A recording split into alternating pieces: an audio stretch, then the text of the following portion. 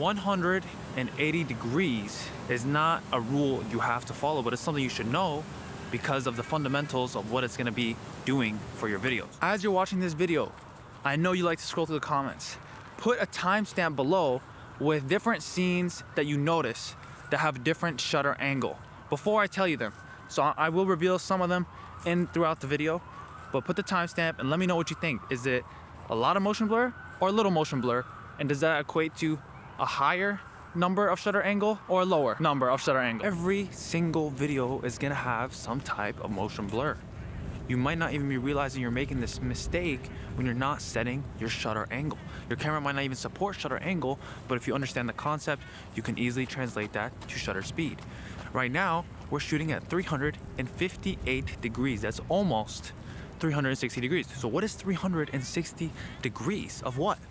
It's always of the shot frame rate. Where does shutter angle even come from? Historically, film is a long strip of, film, right? Maybe we're not used to it. I haven't ever used film before. But when they were shooting at 24 frames per second, they would take a photo every 24 times per second and they would scroll that film along and project it onto the screen.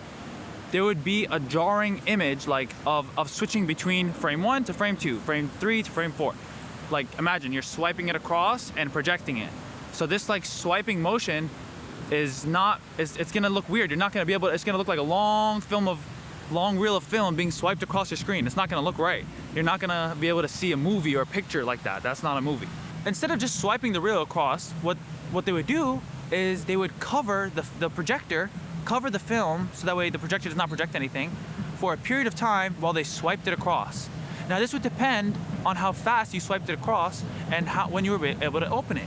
This is where we got shutter angle from, because there was a disc that had a cutout, like we said, and when this cutout was spinning around, it would close the projector so you couldn't see anything and then open it back. And it would happen so quickly, it looked like a movie. It looked like video, not just a bunch of photos flashing on the screen. It looked like an actual motion picture, that's what it was called, motion picture films. Not to get too involved into history, but after doing some testing, some analysis, they found that 180 degrees, meaning closing it for half of the duration of the frame rate.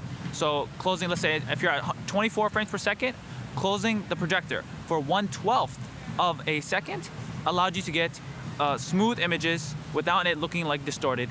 And there was also another side effect as well as audio. So the audio was also, in tape, and that would be pulled through at the same time as the movie. So because of this, you had to pull at the right speed, because if you played it too quickly, it would get distorted. The pitch would go up, or if you played it too slow, it would slow down and get deeply distorted in a lower pitch. So playing it at the right speed also had a consequence as well as the shutter angle. But shutter angle is not very important anymore. Now, what is more important is the motion blur that came from the shutter angle. We don't need to use shutter angle anymore. Now we have shutter speed. You could set 1/10, 1/20, 1/30, 1/60, 1/4000th of a second, and that is your shutter speed. I'm also hoping that you know the exposure triangle by this. If not, I will have a video about that coming up. So you can imagine from pulling the film, right, and closing the film between pulling the frames to the next frame to the next frame. If you left it open the whole time, it would just look like a roll of film being pulled across. But if you only open it for a very, very short duration, which would be a lower shutter angle, such as 30 degrees shutter angle, then there would be less motion blur from pulling the film. And yes, this clip is in 30 degrees shutter angle, and I'm recording at 30 FPS. Now for video, we can just set any shutter speed that we want, which is basically what we're doing with the shutter angle. And if you don't know this, the shutter speed is how long the sensor of your camera, a digital camera, is gonna stay open to capture what it is that the light is hitting it and then close. That is the shutter. You can imagine that if I kept my sensor open for a long time and I keep moving it around, or the subjects in the frame move, that it's gonna capture a lot of motion within that one picture, within that one frame, within that one image I took. There's gonna be a lot of motion. And if you haven't noticed, that there's been times where I switch between a very fast shutter angle, so it's gonna be like really quick, and a very slower shutter angle, so it's gonna capture more motion. And if you couldn't tell, this one is at 358 degrees shutter angle at 30 FPS. Okay, you know what? I'm gonna adjust it on the fly right now. Now we're at 180 degrees. So when people talk about cinematic motion blur, what are they talking about? They're talking about a type of motion blur between each single frame. So you can see like the amount of motion blur here between my fingers, that's supposed to be natural and pleasing. But the fact is that any motion blur that you choose for your cinematography can and will work. It depends on the mood that you're going for. While 180 degrees does feel natural, it is due to us supposedly being accustomed to 24 frames per second at 180 degrees shutter.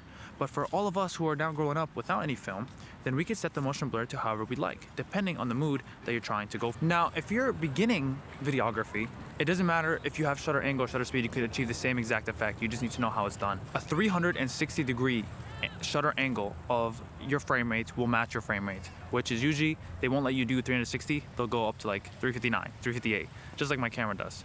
So if you're at 30 frames per second, a 360 degree shutter would be open for the entire duration of your frame rate, meaning 1/30th of a second. This is 1/80th. Right now we're recording at 1/80th, which means it would be 2 times the frame rate. It would be half of the frame rate. So if my shutter speed is 30 FPS, then we multiply that by 2, becomes 60. 1/60th is what my camera is recording at. And the fractions go down lower. So the lower I bring my shutter angle here, so now that I brought the shutter angle down to 45 degrees, it's recording at an even faster shutter speed. It is a little confusing, but if you just pick one and stick with it, you'll be able to understand what shutter speeds create what kind of mood and motion blur in your videos. The last thing I want to talk about is how the shutter affects your exposure. The longer you keep the shutter open, the more light is going to come in to the sensor, thus making your exposure brighter. A lot of times, beginner videographers, new videographers, they will compensate their exposure with their shutter speed when they're recording video. They're like, oh, I like this nice low aperture, I'm getting a nice background, depth of field, bokeh, right? It looks good. I don't want things to be in focus in the background, great. But it's too bright, it's way too bright in the sun. Like right now, it's too bright. So I have to lower it, right? With the ND filter I have. But if I don't have an ND filter, I'm like, okay, I'm gonna reduce the shutter. I'm gonna make the shutter faster so it makes the image a little darker. But for video, you're affecting the motion blur. And you're also affecting motion blur for photos. But obviously it's more noticeable in videography. That is how shutter relates to the exposure triangle, which I will make a video about ASAP. You can hit that video, watch it. This should be like a little marker I'm gonna put, or the link in the description. Watch that video about the exposure triangle if you don't understand that. Now you can understand why videographers have those matte boxes in front of their cameras, or they use an ND filter like I'm using right here, so I'm able to adjust the exposure. See, if you turn it too much, I get like this X-ray stuff. But anyway, I'm able to adjust my brightness in my camera that the camera is receiving while maintaining the aperture, the ISO, and my shutter angle.